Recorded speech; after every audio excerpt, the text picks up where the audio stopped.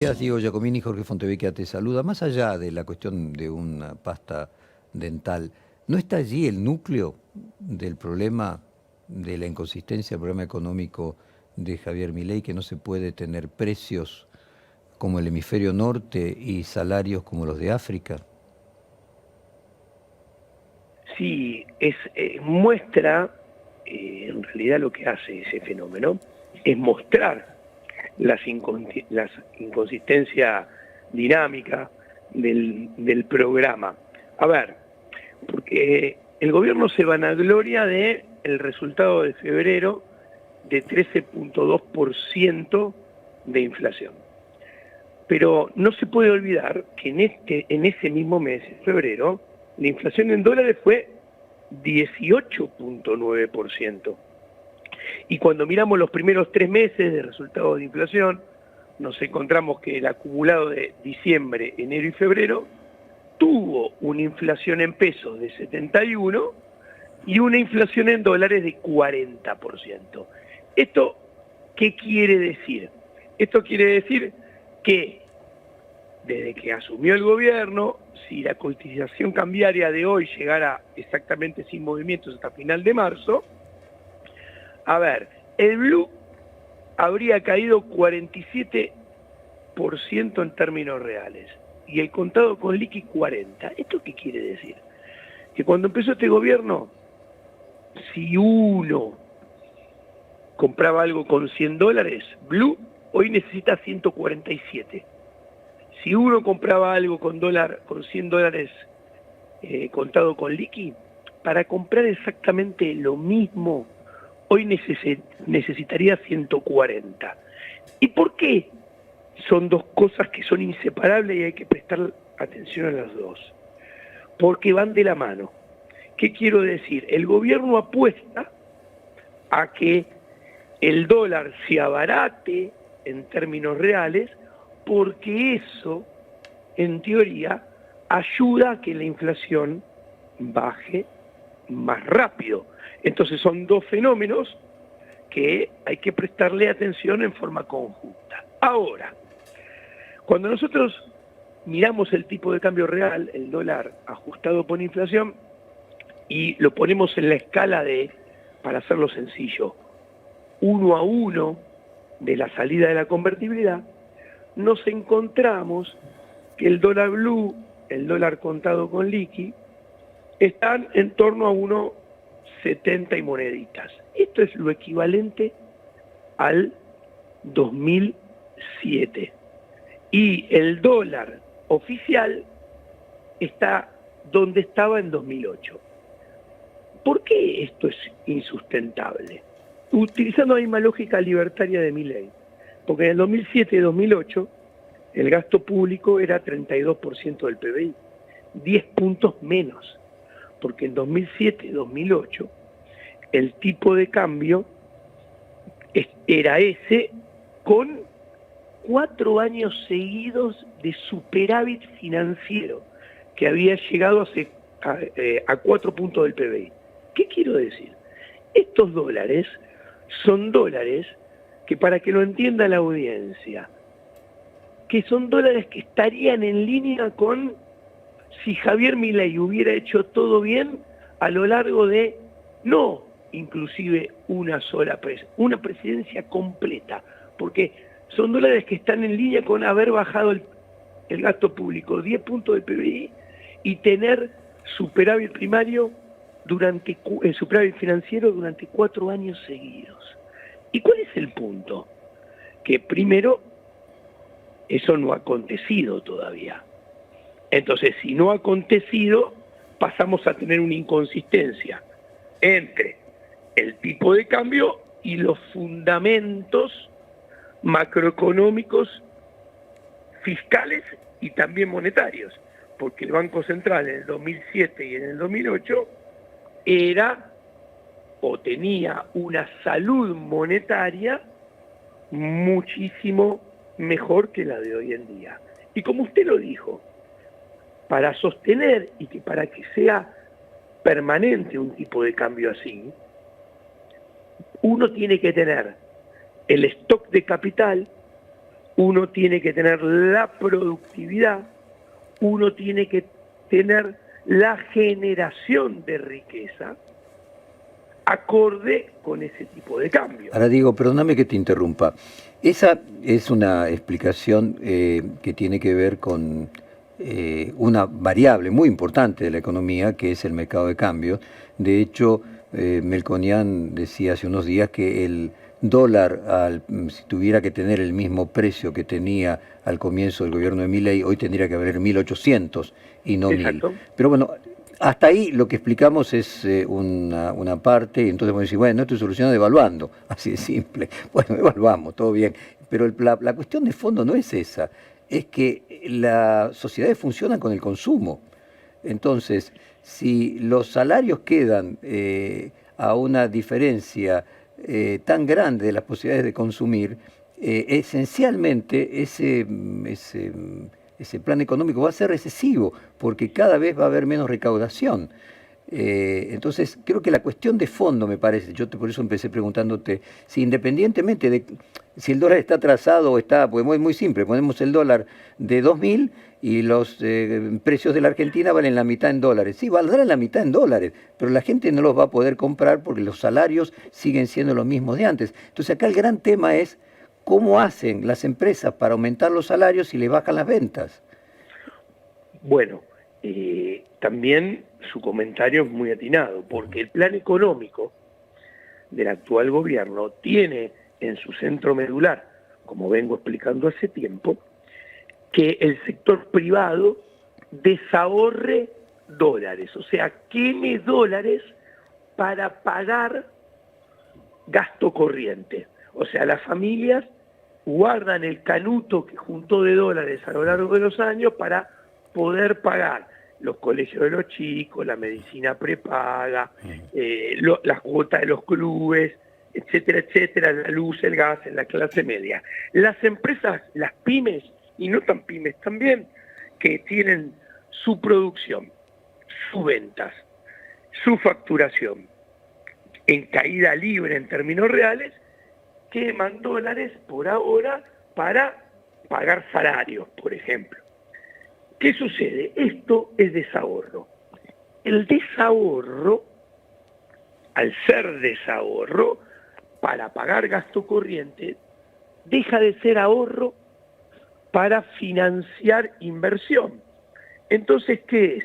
Es destrucción de la capacidad de producción, porque pasa a haber entonces menos ahorro para amortizar stock de capital, para invertir y ampliar el stock de capital, e implica menos producción en el futuro y menos consumo en el futuro. O sea, es un plan bien anti-austríaco. ¿Por qué? Porque la teoría del pensamiento austríaca dice que el ahorro es la base del crecimiento económico, porque vos ahorrás y si ese ahorro va hacia la inversión, va hacia la acumulación de capital, aumenta la capacidad de producción, produce más, contrata más trabajadores y hay más consumo en el futuro. Ahora, ¿este gobierno qué hace? Aniquila el ahorro en pesos, porque si ahorrás en pesos la tasa es negativa, pierde contra la inflación.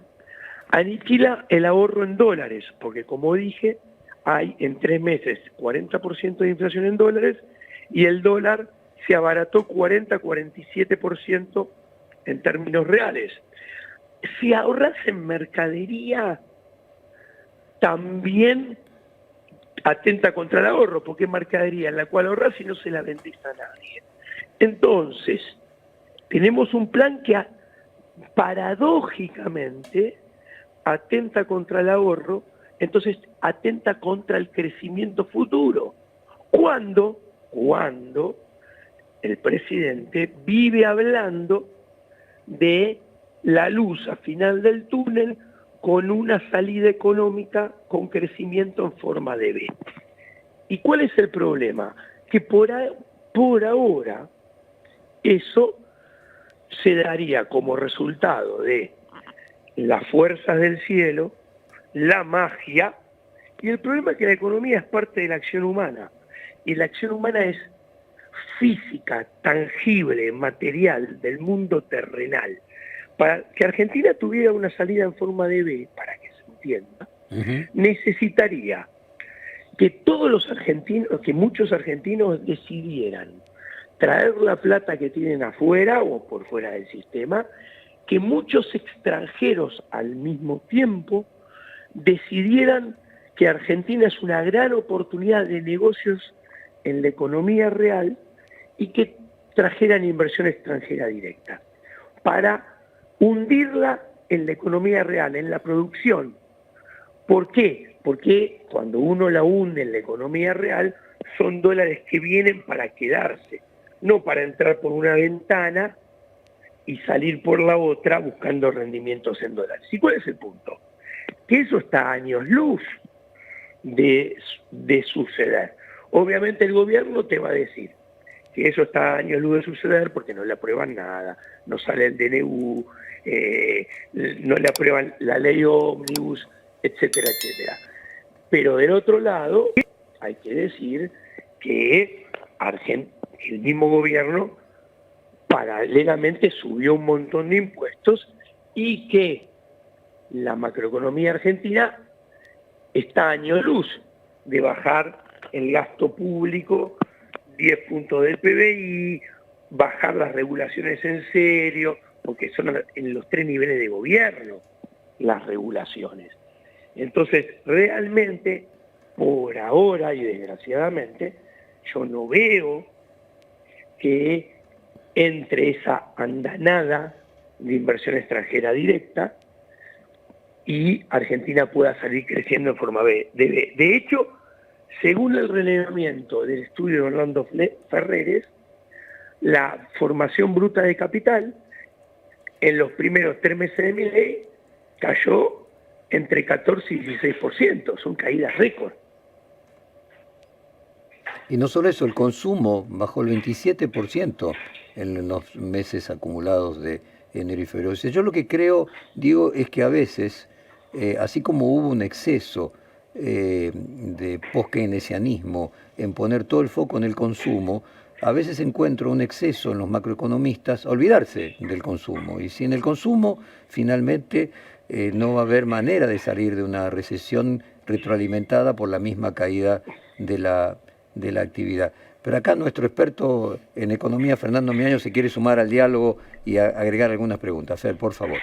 Diego, buen día. ¿Crees que una eventual salida del cepo, tanto el gobierno como incluso con mucha cautela el Fondo Monetario hablan de mitad de año como un momento en que podría concretarse? ¿Una salida del cepo podría romper esta inercia en la que está el gobierno hoy, también con este encarecimiento en dólares que vive la Argentina? Mira, yo vengo insistiendo que el gobierno necesita hacer un golazo macroeconómico para ganar reputación y credibilidad económica y eso intentar trasladarlo a la arena política, o sea, generar reputación y credibilidad política para presionar a que la oposición le firme, le acepte, le haga algo que quiere hacer. ¿Cuál es ese golazo macroeconómico? El golazo macroeconómico sería abrir el cepo. Las condiciones para abrir el cepo están dadas. De ahí a que sea lo que necesita el gobierno, que es una apertura exitosa, tiene probabilidad, no tiene ninguna certeza. Es obviamente, como toda medida de este tipo, es una medida riesgosa que enfrenta ciertas amenazas, como por ejemplo, cuando subió Milei, esto de la bicicleta financiera, el carry trade, había 200 millones de dólares en depósitos en pesos indexados por UVA y hoy hay 1.100 millones de dólares. Todo eso va a correr contra el dólar porque son depósitos que están hechos para ganar tasa en dólares. Después, tenemos las 4 cuotas de aproximadamente 4.000 millones de la deuda de importaciones. Eso también es demanda de dólares. ¿Eso qué implica? Que estas dos cosas, redondeando, se llevan casi toda la liquidación de cosecha gruesa. O sea, en la etapa de cosecha gruesa se terminaría el proceso de acumulación de reservas en el cual tanto insiste el FMI, porque si todo lo que liquida el campo se lo llevan estos fenómenos, no hay más acumulación de reservas. Y Javier Milei lo sabe esto. Entonces, timorato, miedoso, tal vez, yo espero que no, que recapacite y no lo haga así, lo quiere postergar para el segundo semestre, la apertura del cepo. ¿Cuál es el problema? Que el cepo hay que abrirlo antes que te liquiden los exportadores.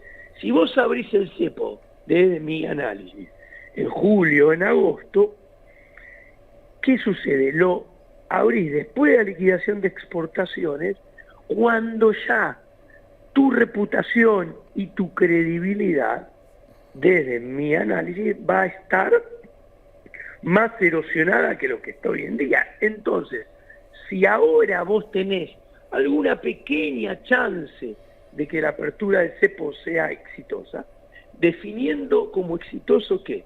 Que vos abrís el cepo y tenés alguna pequeña chance que el tipo de cambio no te salte, tenés alguna pequeña chance que la inflación no se desacelere. Para mí, si vos lo abrís en el segundo semestre, las chances de que sea exitosa son todavía más bajas, porque encima no solamente vas a tener probablemente menos reputación y menos credibilidad, porque se erosiona debido a los malos resultados en la economía real que vas a ir acumulando, sino que vas a enfrentar el problema de que en el segundo semestre lo fiscal se va a complicar. Va a ser mucho más difícil mostrar equilibrios fiscales acumulados con 8, 9, 10 meses del ejercicio fiscal que con enero-febrero. No se olviden que en Argentina es muy fácil tener resultados no deficitarios los primeros 5 meses del año. ¿Y por qué? Porque todo el déficit fiscal se acumula en la segunda parte del año, especialmente en el último trimestre. Ahora, hay un punto interesante ahí, Diego, en lo que decís. Para vos es meter el gol en lo económico lo que le va a traer mayor fortaleza política, en lugar de lo que piden algunos, que es lo contrario, digamos, salir a negociar y hacerse más sólido políticamente, tender puentes con el Congreso para poder conseguir sus medidas económicas. Para vos es al revés, el gobierno no necesita meter ese gol. Para mí es exactamente al revés. A ver, porque si fuera de la manera que, como muy bien mencionás, vos decís, es creer que la política puede hacer todo lo que quiere con la economía. Y no es así. La economía tiene sus propias reglas al margen de la política. De hecho, si fuera al revés de lo que digo yo, no se explica por qué estamos tan mal hace muchos quinquenios o lustros. Porque ahora bien, la política tendría el poder de hacer la cosa bien, o sea, o son todos malas personas o no es como ellos dicen. Ahora bien, lo último por mi parte, para seguir con la metáfora del gol, meter el gol de levantar el cepo al mismo tiempo no te haría retroceder en el tema inflacionario, digamos, levantar el cepo no haría subir el dólar y eso tendría un impacto en precios. Bueno, obviamente es parte del temor y que yo digo que tiene el presidente. ¿Por qué? ¿Qué sucede? Si se da la pequeña probabilidad que el tipo de cambio no sube mucho, si no sube mucho no va a haber una aceleración inflacionaria importante, a lo sumo tal vez la inflación deja de bajar, viene bajando 25.5, 22, 13.2, seguirá uno o 2 meses más donde está y si hace las cosas bien tendrá la chance de seguir bajando. Obviamente, como el presidente se metió en un callejón muy angosto, diciendo que él es el único que sabe cómo y que puede bajar la inflación, él puso todas las fichas en eso, entonces tiene miedo, como vos bien decís, que la apertura del cepo, que también hay una probabilidad que le suba el tipo de cambio y se acelere la inflación, que le aborte ese proceso desinflacionario. Ahora, la acción humana tiene siempre incertidumbre y toda decisión implica riesgos. A ver, para que se entienda, el hombre de la prehistoria cada vez que tenía que comer tenía que asumir un riesgo, porque tenía que salir de la cueva y tenía que ir a cazar. Si uno es el que decide la política macroeconómica y quiere tener todo atado, todo asegurado, y que todo se mueva como él piensa que se debe mover, sin estar dispuesto a asumir ningún riesgo debajo de ningún manto de incertidumbre, uno se ha convertido en un pichón de socialista. ¿Se entiende? Diego, muchísimas gracias. Te mandamos un abrazo grande. Volvemos a comunicarnos con vos en cualquier momento.